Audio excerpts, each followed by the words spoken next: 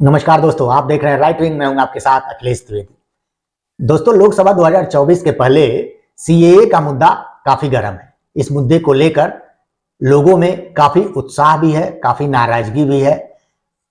अब जब कुछ दिन पहले ही अभी अमित शाह ने फिर कहा कि सीएए देश में लागू होकर रहेगा, सीएए देश का कानून है, वास्तविकता है, पत्थर की लकीर है, जो चुनाव से पहले लागू होगा ही होगा। मैं फिर से कहता हूं, सीएए देश का कानून है, पत्थर पर लकीर है, ये वास्तविकता है, ये लागू होगा ही होगा और इस चुनाव के पहले होगा। दोस्तों, अमित शाह जब सीएए की बात आती है तो अमित शाह एक ऐसी शख्सियत है जो सबसे ज्यादा चर्चा का विषय बन जाते हैं। लेकिन अब की बार एक और बात हुई है। अमित शाह के साथ साथ अमित शाह की कार भी चर्चा का विषय बनी हुई है। अब कार क्यों चर्चा का विषय बनी हुई है तो पहले उसको समझिए। अमित हाल में ही अभी एक कार में नजर आए। जब वो कार से उतरे तो उनके नंबर प्लेट पर लोगों की निगाह गई, तो उनके नंबर, जो कार का नंबर प्लेट है, उसमें CAA अंकित था। कार का पूरा नंबर था DL1 CAA 4421, जो देखते ही देखते सोशल मीडिया पे वायरल हो गई। करोड़ों लोगों ने उसको देखा।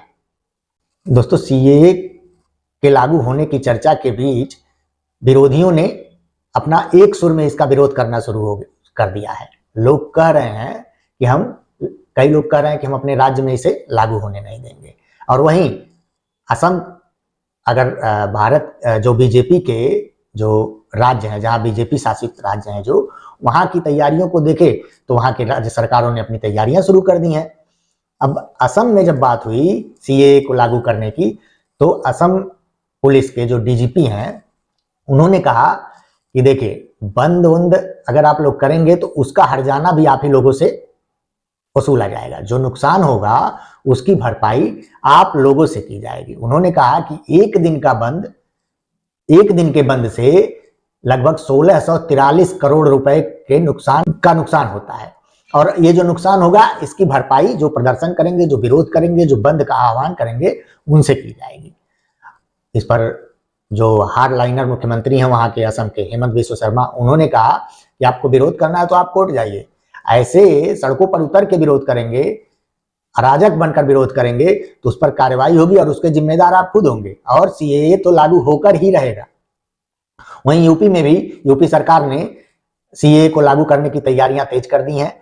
जब वहां से कानून व्यवस्था के बारे में यूपी पुलिस के डीजीपी से पूछा गया कि यहाँ क्या तैयारियां हैं, कोई व्यवधान में आए, तो उन्होंने कहा चिंता की कोई बात नहीं है, हमने सबके डाटा भी कलेक्ट किए हैं और डाटा के साथ साथ हमने डंडा भी कलेक्ट करके रखा हुआ है। मतलब डाटा के साथ डंडे की भी व्यवस्था करके रखी हुई है। तो सब कुछ आराम से होगा और शांतिपूर्ण तरीके से होगा। सीएए लागू होगा, इसमें कोई दो राय नहीं है और सब कुछ आराम से हो जाएगा।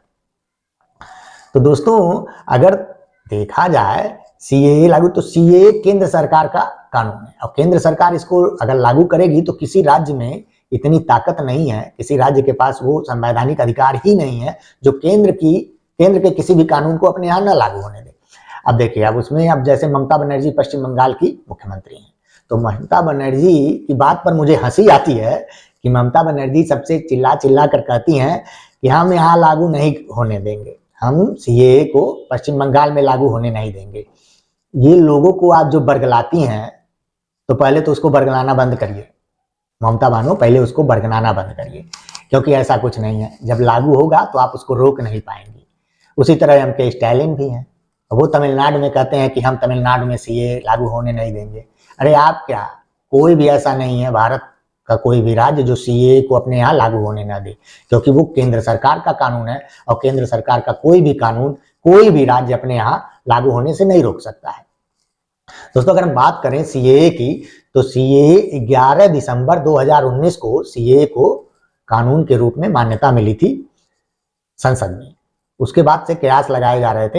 हालांकि अमित शाह ने उस वक्त ही कंफर्म कर दिया था कि सीएए को वो लागू करेंगे किसी भी कीमत पर, और सीएए लागू होगा।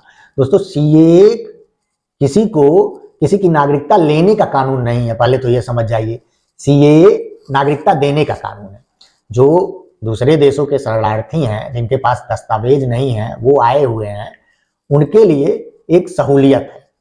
अब खबर यह है कि आने वाले कुछ दिनों में जो नोटिफिकेशन है सीएए का वो केंद्रीय गृह मंत्रालय जारी करेगा, और जो ऑनलाइन पोर्टल है वो भी लगभग तैयार है और उस पर आवेदन भी शायद आने लगे हैं, और सबसे ज़्यादा आवेदन बताए जाते हैं कि पाकिस्तान से प्राप्त हुए हैं। तो दोस्तों, भारत सरकार का कानून है जो सबके लिए समान है, तो हमें इसका सम्मान करना चाहिए, इसका समर्थन करना चाहिए, ना कि इसका विरोध करना चाहिए।